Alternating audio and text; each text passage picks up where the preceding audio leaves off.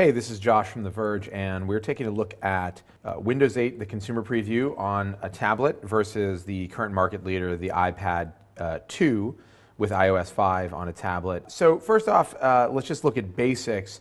Now, Windows 8 uses a lot of, at least in the Metro interface, uses a lot of gestures and interface paradigms that are really different than what the iPad does. Now, the iPad has some pretty basic operation, right?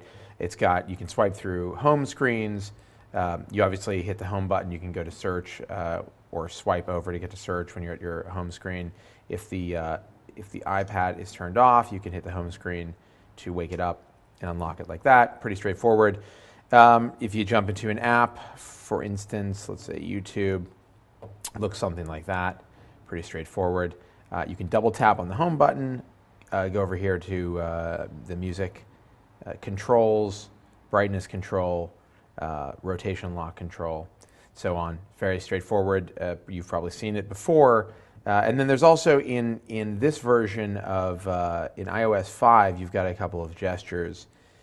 So you've got this four-finger pinch to get back to the home screen.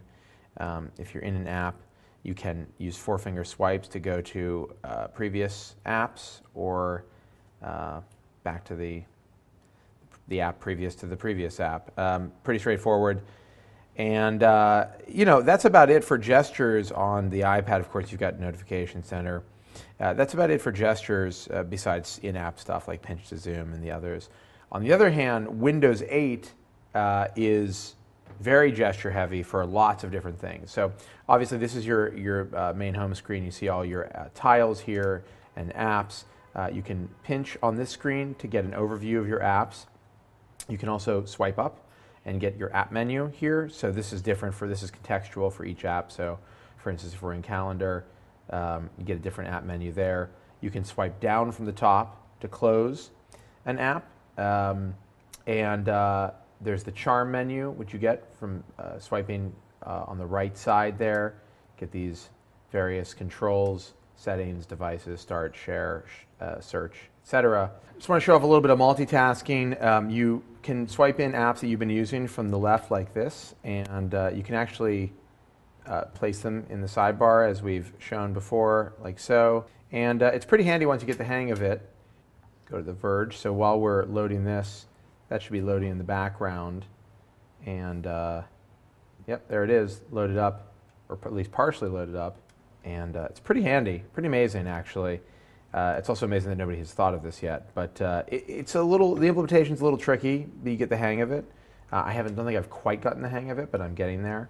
It's kind of cool because you can actually read your mail while you're working with another app, which is kind of amazing.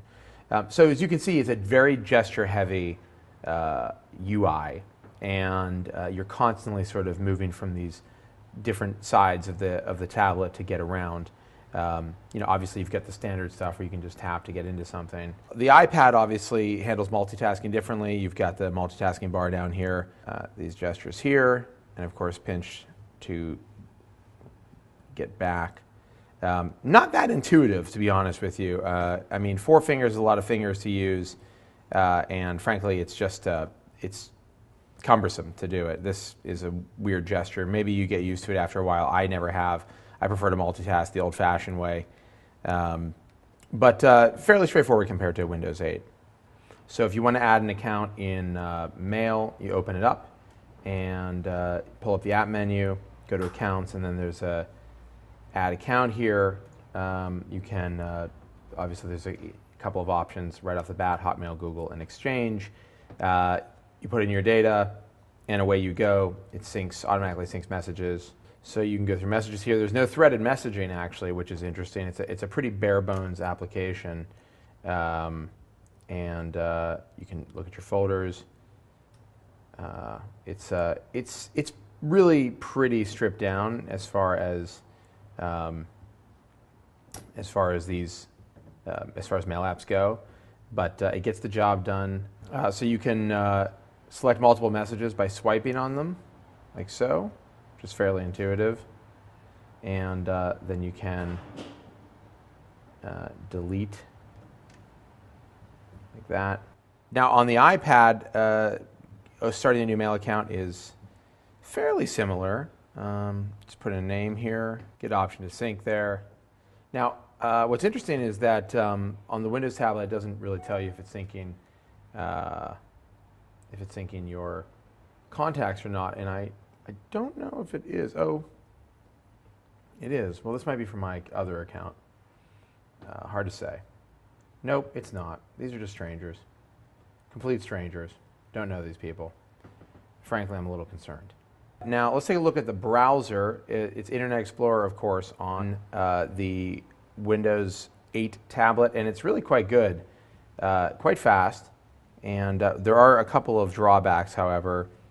For instance, it does not display our opacity correctly on some of our tiles on the site.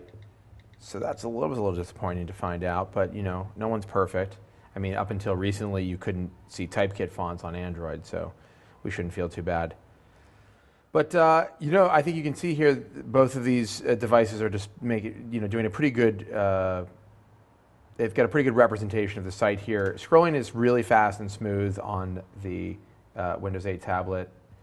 You can double tap and also pinch to zoom, which is super fast.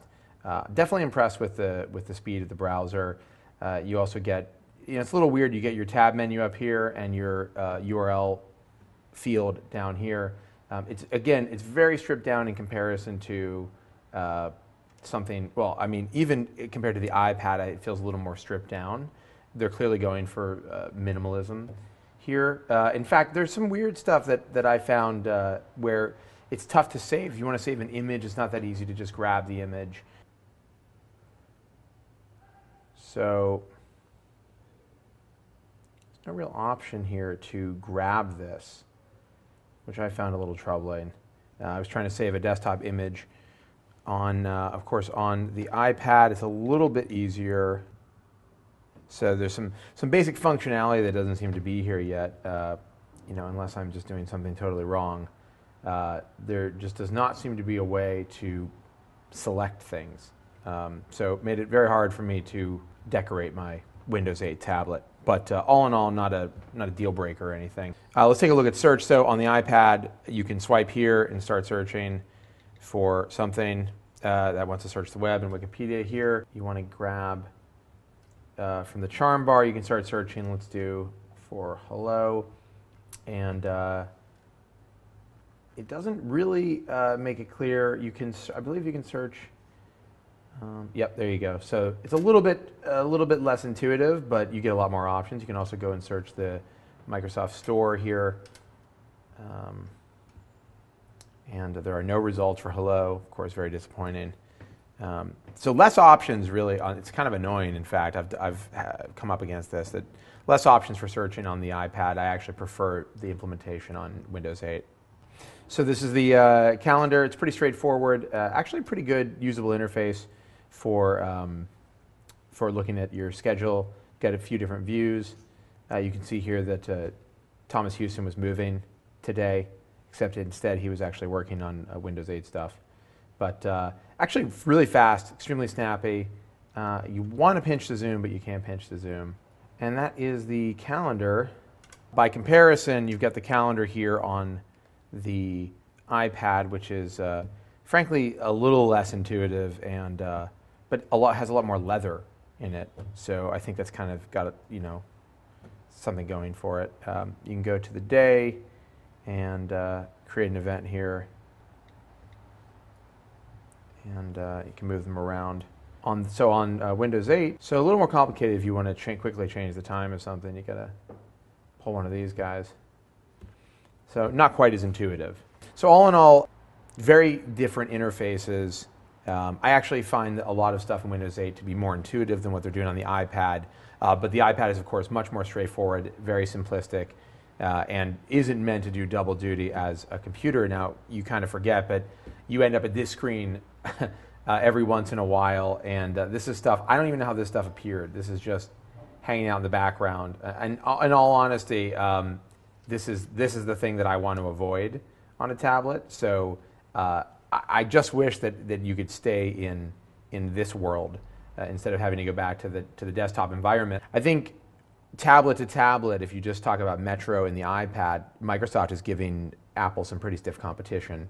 and it'll be interesting to see what kind of form factors, what price points, and what kind of software developers ultimately make for it. But my feeling is that Windows 8 is off to a pretty promising start as a tablet OS.